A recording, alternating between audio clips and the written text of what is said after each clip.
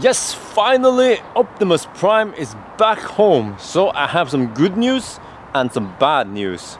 Let's take the good news first, right? So you see, it's finally been fixed as usual. I had no idea when it was be finished. They didn't give me any estimate. It was actually almost finished. So what did they fix? Well, you know, after the off-roading, well, let's see, did they fix this side? I'm not sure. It seems new. I think they actually fixed this one. It was broken long time before the warranty ran out at 100,000 kilometers. So this one has been replaced. That plastic arc, it was been like broken long time ago, and this one has also been replaced. But you see here, it's still the same piece there. You can see this one has the Lamar PPF on it still. So they replaced this one at least, and the front cannot be opened.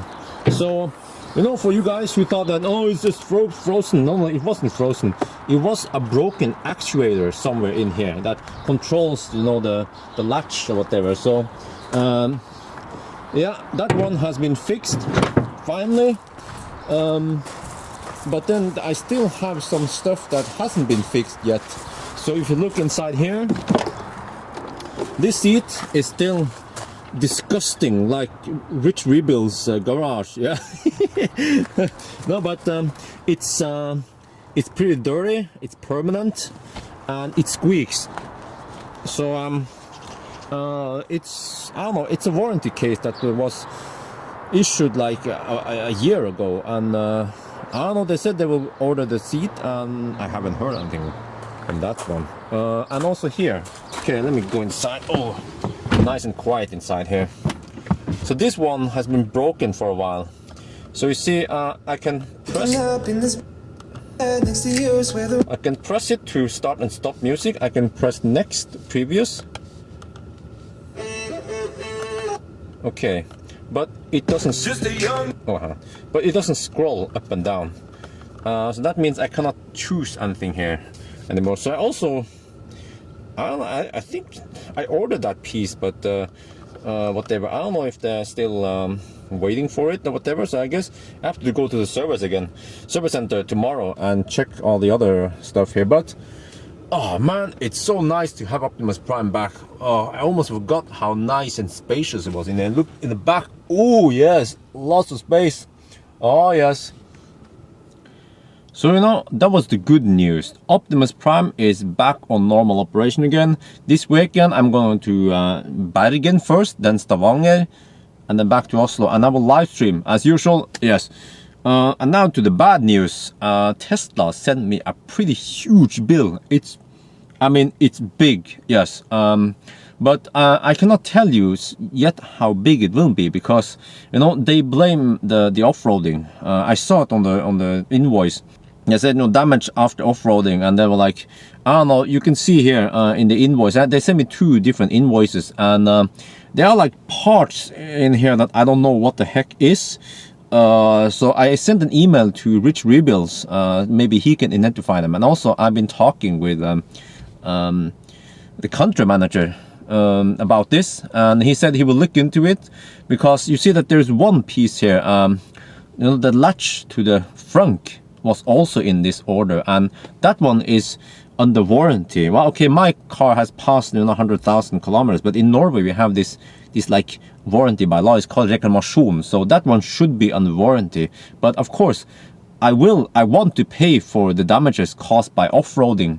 Don't get me wrong, you know, there's no exception. Of course, some of you guys will say, oh, what an idiot, yeah, he went off-roading, you know, shouldn't have done that, he ruined the car. Well, that was my choice. It was based on actually requests from you guys. Many of you guys requested me to test off-roading, and I was like, first I didn't care, and then I was like, okay, let's give it a try then. So then I tried it. So I did it, of course, for you and for myself. So yes, and then who's gonna pay? Well, we don't know. We still don't know what caused those like damages or whatever that was just repaired lately.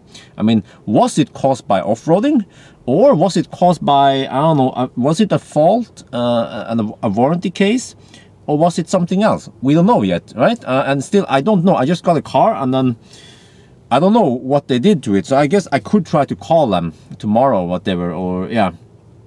But I'm not sure what the heck happened, but at least, you know, the country manager, he will look into this. This is okay, special treatment I get, because normally, you know, country manager does not deal with this case. If I was just a regular dude, then I have to deal with the service center directly. So he will look into it, but of course, I don't expect getting any special treatment, because if anything that can be linked back to the off-roading, then I want to pay for it. Now, fortunately, I have about I have a lot of credit, store credit from Powerwall I redeem. So instead of getting the Powerwall on my wall, wait forever for it, I redeem one of it. But I have tons of Powerwalls that the Tesla owes me. So, you know, I'm not running out of credit anytime soon, to just put it that way. So I can afford paying for the repairs, no matter how high they'll be. But it's going to be pretty high. So in a way, you can say that, okay, Tesla is not going to take the bill. They have to pay all the people, and they have to pay for the parts. That makes sense. So I'm using the credit that you guys gave me, because you guys bought a car and you used my link. So in a way, I think it's fair, you know. I'm like supported by the people, and I make this video by the people. Oh, that sounds pretty. Yes, that sounds like. No, okay. But again, I don't want to release any numbers yet of how much I will have to pay, but at least yeah, so I will talk about that later. Also, I will talk about it later, how much I made on the video. But the off-road video was like, the money I made on the off-road video is not enough to pay for the damages on this car, but we don't know yet how much. Yeah.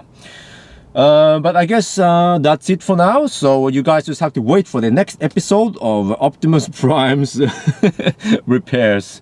Yeah. All right. So that's it for now then. So talk to you guys later.